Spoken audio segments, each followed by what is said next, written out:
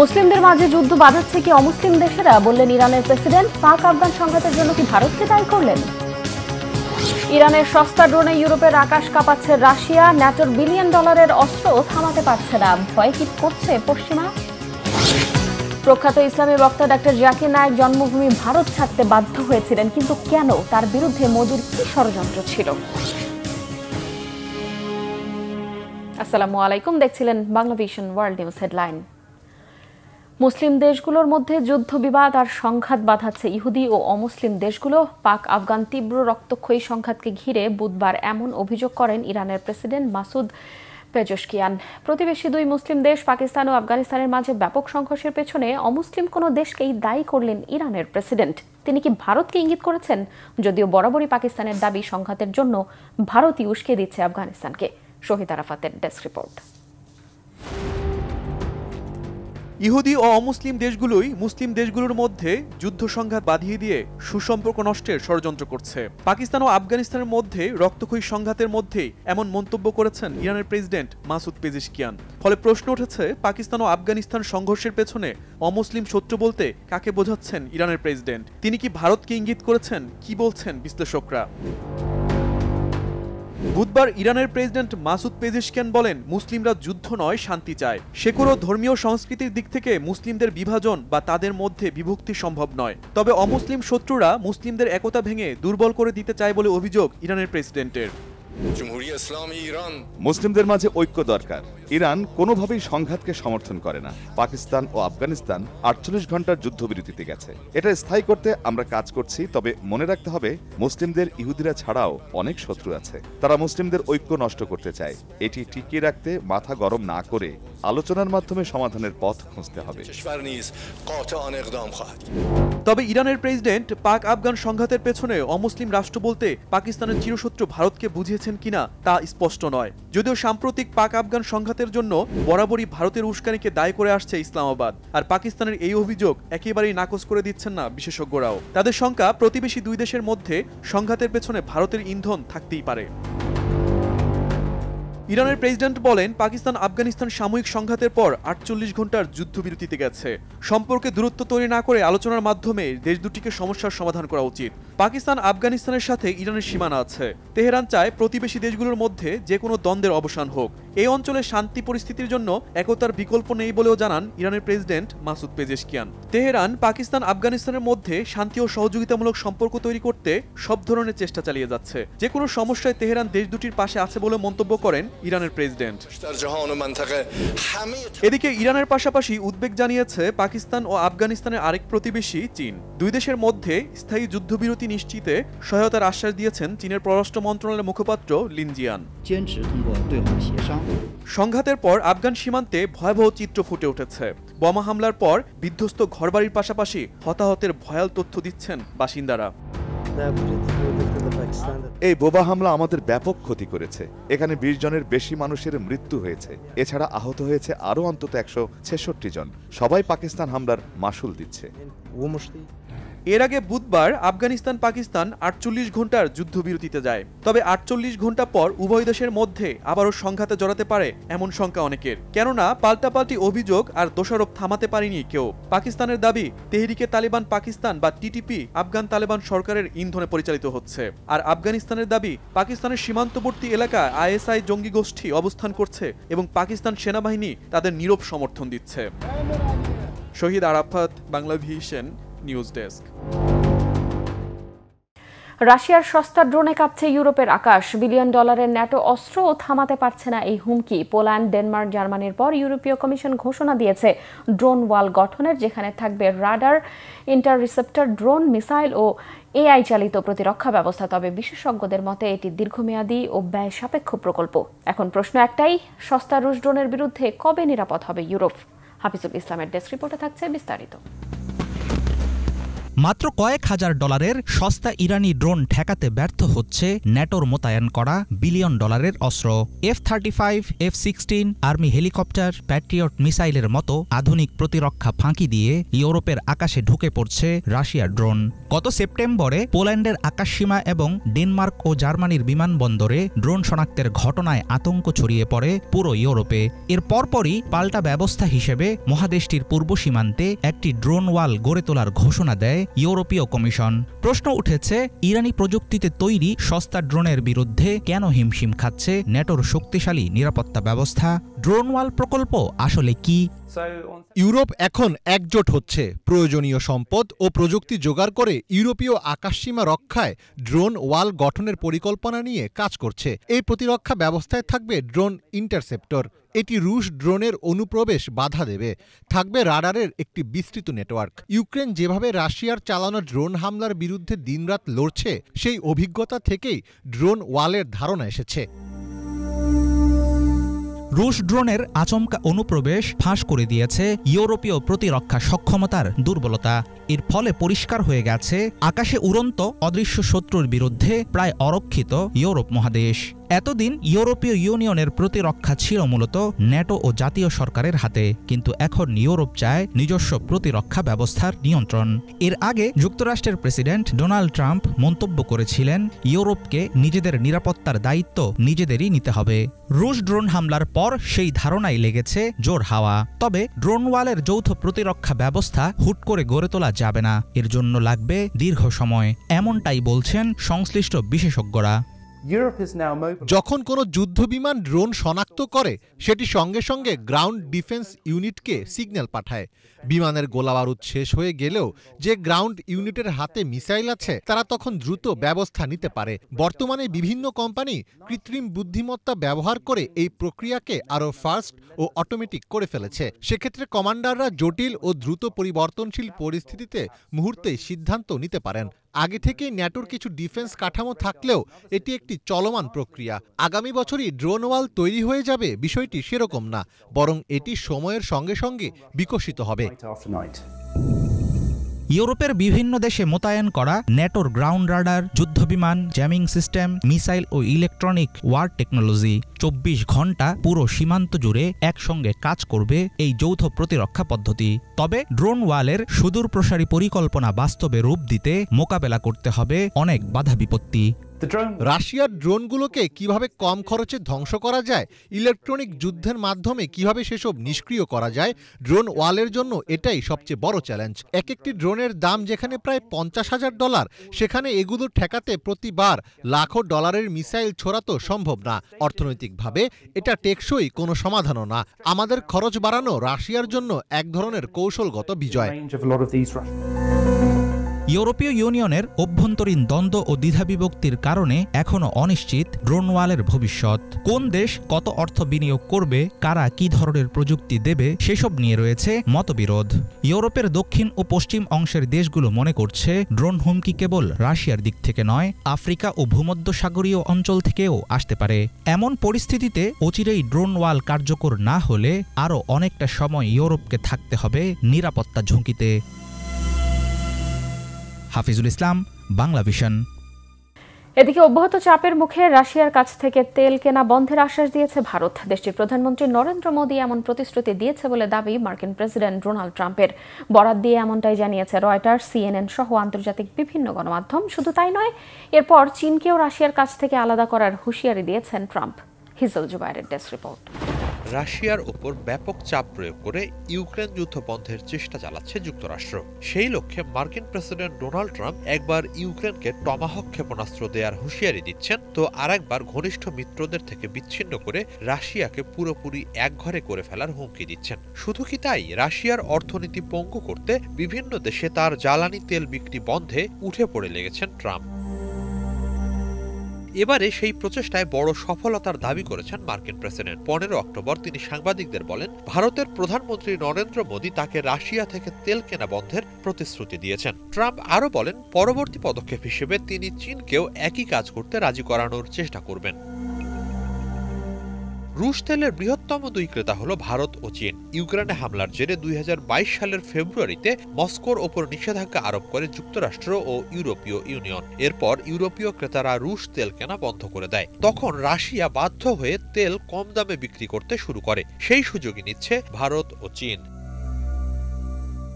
Russia থেকে তেল কেনার কারণে কিছুদিন হলো ভারতকে লক্ষ্যবস্তু করেছেন ট্রাম্প। তিনি রুশ তেল কেনা নিরুৎসাহিত করতে ভারতের বিরুদ্ধে উচ্চ শুল্কও আরোপ করেন। লক্ষ্য মস্কোর ওপর চাপ সৃষ্টি করে ইউক্রেন যুদ্ধ বন্ধ ও তাকে শান্তি চুক্তির পথে আনতে বাধ্য করা। কিন্তু তাতে কাজ হচ্ছে না। ভারত তেল কেনা চালিয়েই যাচ্ছে।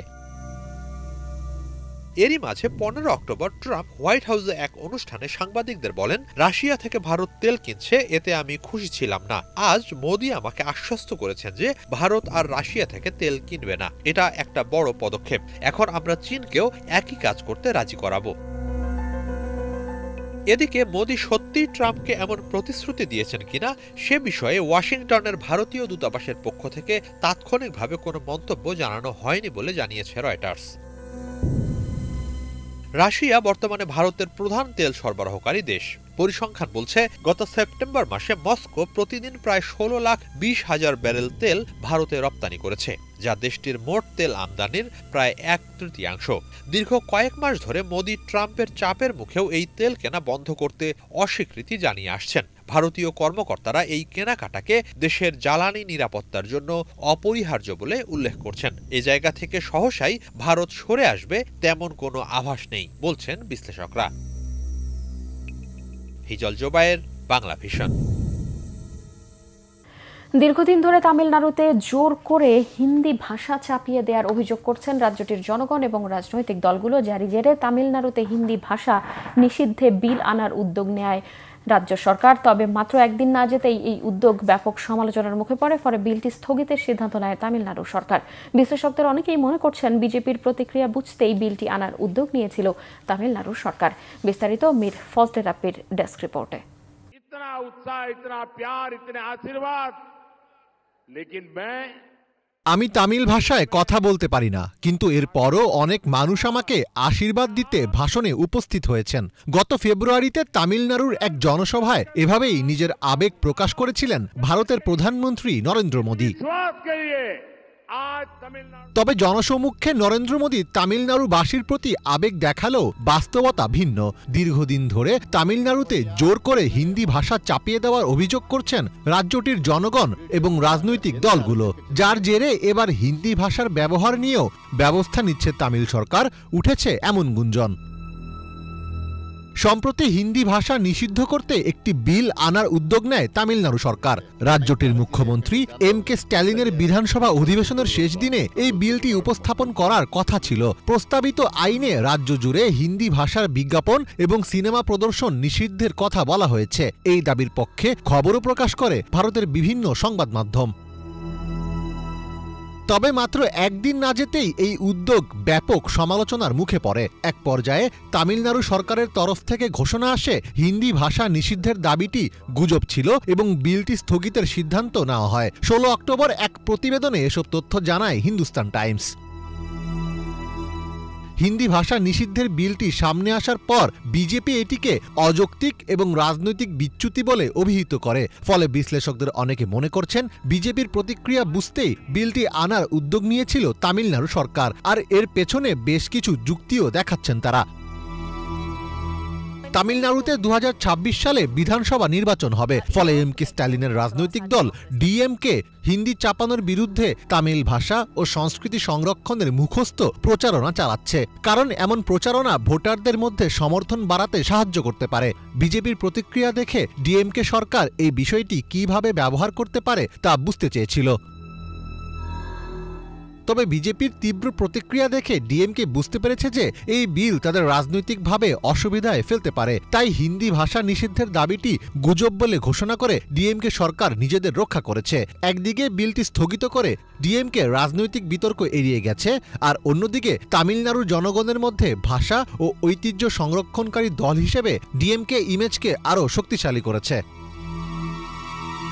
ভাষা নিয়ে দীর্ঘ সময় ধরে কেন্দ্রীয় সরকার ও তামিলনাড়ুর রাজ্য সরকারের মধ্যে মতবিরোধ চলছে। তামিলনাড়ুতে বিভিন্ন গোষ্ঠীর সামাজিক ও সাংস্কৃতিক আন্দোলনের কারণে সেখানে তামিল ছাড়া অন্য ভাষা ঢুকতে দেওয়া হয়নি, তবে সেখানে বরাবরই ইংরেজি ব্যবহার করা হয়। ভারতের কেন্দ্রীয় সরকার এখন সেখানে তৃতীয় ভাষা হিসেবে হিন্দি চালু করার চেষ্টা করছে।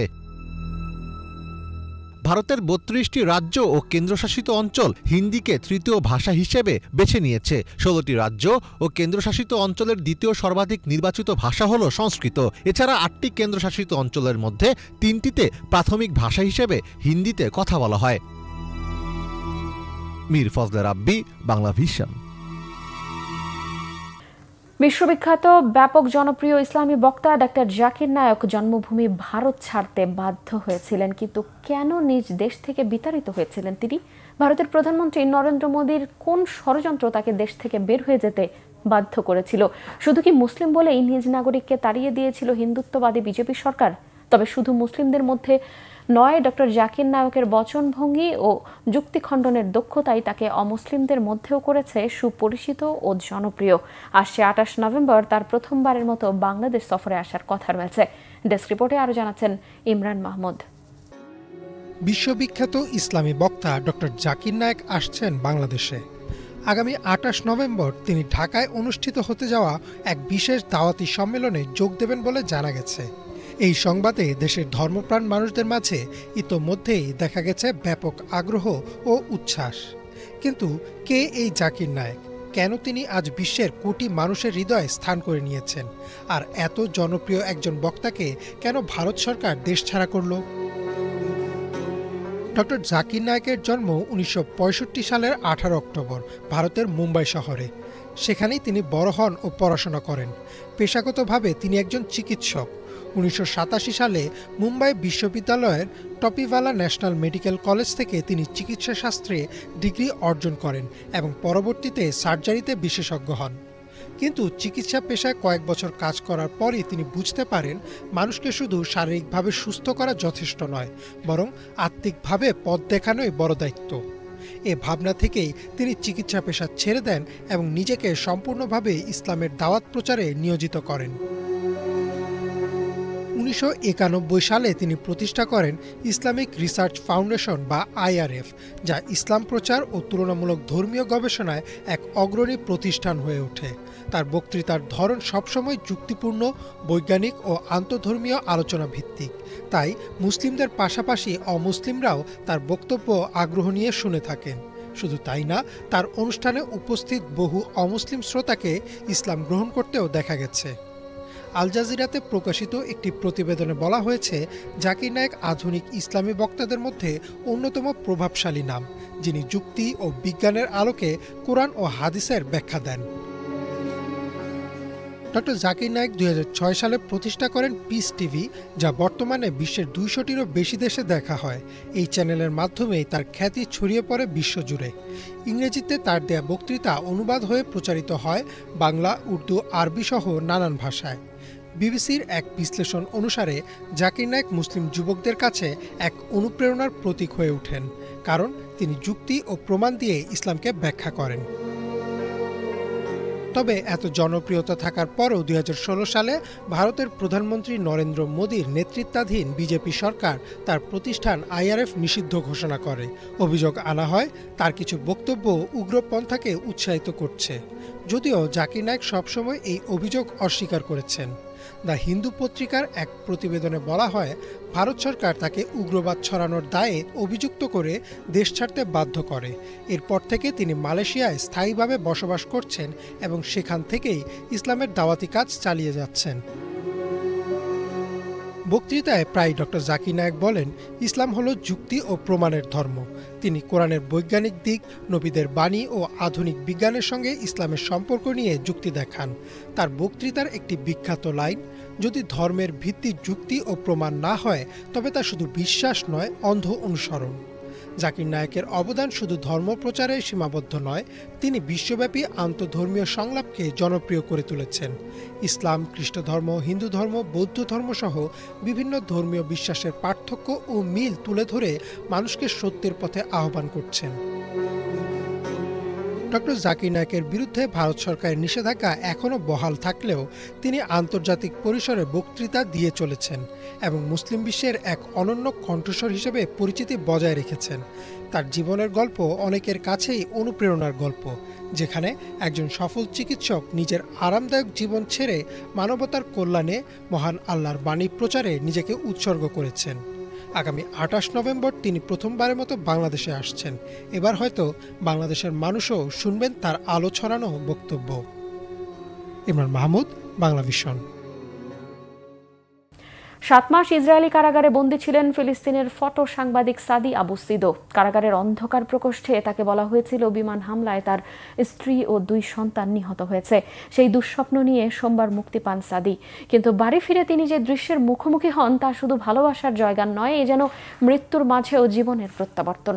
বিস্তারিত শাহরিয়ার আমান সানির ডেস্ক রিপোর্টে। আপনি কি কখনো ভেবে দেখেছেন একজন মানুষকে যদি বলা হয় তার স্ত্রী সন্তান আর বেঁচে নেই, সে কেমন ভেঙে পড়বে, কেমন অনুভূতি হবে তার? এই মানুষটির নাম সাদি আবু সিদো। তিনি একজন ফিলিস্তিনি ফটোগ্রাফার।